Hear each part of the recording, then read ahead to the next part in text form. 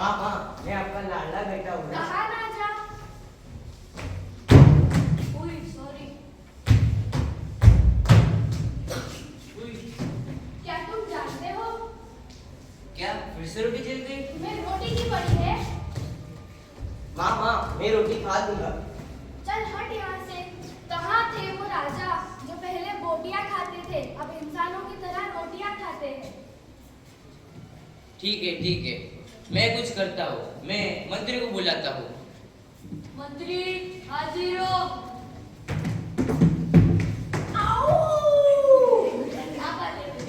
अबे खजूर की औलाद, खजूर के तू ज्यादा खाता है तो हुजूर को भी खजूर कह रहा है। हाँ वही हुजूर।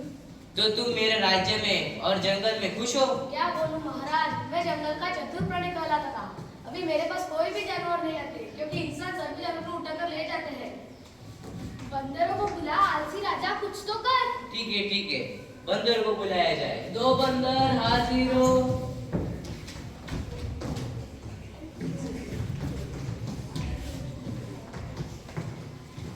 ये बंदर ऐसे वैसे क्या कर रहा है? ये अपनी फितरत भूल गया है। महारानी, यह पागलपन नहीं, यह तो अपने पुराने ख्यालों में खोया है। वह उन दिनों को याद कर रहा है जब जंगल सच में जंगल हुआ करता था। मैं बंदर हूँ पर अब तुझको पहचान नहीं पाता। वह भी क्या दिन थे जब मैं निडर होकर एक पेड़ की टहनी को पकड़कर दूसरे पेड़ पर चढ़ता था। मेरा पूरा जीवन उन ऊंचाइयों पर बीता था, पर अब पेड़ इतने कम हो चुके हैं कि हमें जमीन पर उतरना पड़ता है। सच कहा है भाई, मैं भी बंदर हूँ। मुझे याद है कि मैं पहले अपने 4 पाँव पर गर्व से चलता था, तेज और फुर्तीला होकर। लेकिन अब इंसानों की बस्ती के पास रहते रहते अब उनकी नकल करने लगा हूँ। हमने अपनी जंगली आजादी खो दी है और इंसानों की तरह मजबूर बन गए। अगर बंदर जैसे चंचल प्रजाति भी अपनी फितरत भूल रहे हैं तो समझ जाओ ये हमारे अंत की शुरुआत है। अरे आलसी राजा, अब तो कुछ कर, अपनी प्रजा का ख्याल कर, रोटी मत तोड़। मैं कुछ करता हूँ, नींद से मैं उठता हूँ, रोटी कम खाता हूँ। ठीक है, मैं कुछ करता हूँ। मंत्री, पंचायत बैठा इधर। जी हुजूर। बापू बापू, कुछ समझो माँ का इशारा। राजा की तरह जानवरों की पंचायत बुलाओ।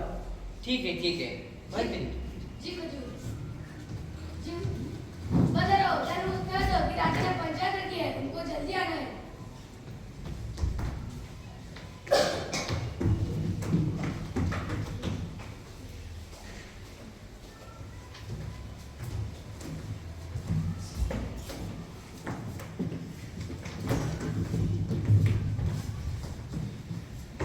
हाँ तो प्रजननों, एक एक करके अपनी समस्या शुरू करो।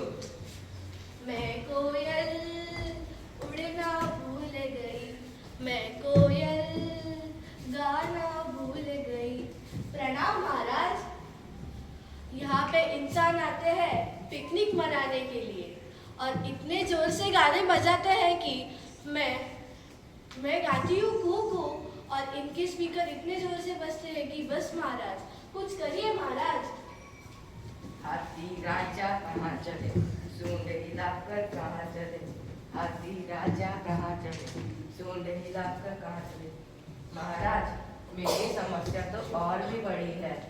जंगल के बीच में जो सड़क बन चुकी है उसके बीच में से गाड़ियाँ इतनी तेज रफ्तार से निकलती हैं कि मुझे उस पार जाने से डर लगता है। और ऊपर से खाने की मात्रा, आजकल खाने को गन्ने भी नहीं मिलते। महाराज, क्या मैं अपनी तरह रोटी खाना चालू कर दूँ? चल हट। मैं नागिन 10 ना भूल गई, देखना भूल गई। महाराज, मेरी बात तो सुनिए। लोग मुझे देखते ही लाठी लेकर दौड़ते हैं। मैं अपनी केचुली निकालने झाड़ियों में गई थी, वहाँ भी इंसानों ने कचरा कर रखा है।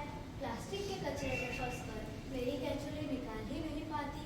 महाराज, कुछ कीजिए महाराज।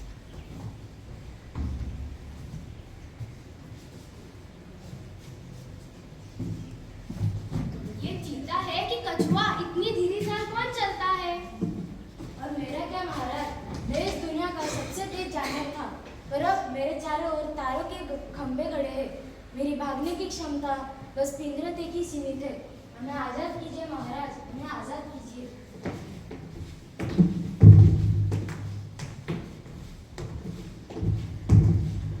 प्रणाम महाराज।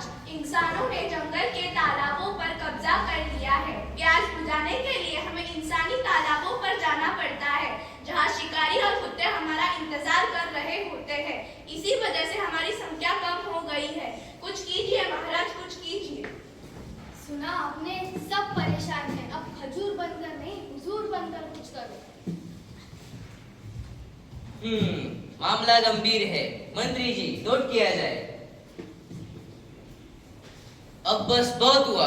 अगर इंसानों ने फिर से जंगल को सुंदर और घना न बनाया तो ठीक 3 साल बाद हम इंसानों के ऊपर हल्ला बोल देंगे।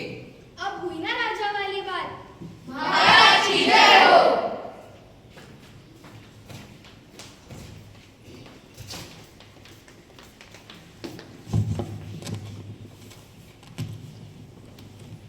Good morning. While we go about our daily lives, a silent war is being waged, not between nation but against our very life support system. Today, we look at a staggering destruction of forest and wildlife that we call home. Every minute, we lost a forest area equivalent to 27 football fields. In the last year alone, the global primary forest loss reached nearly 4 million hectares.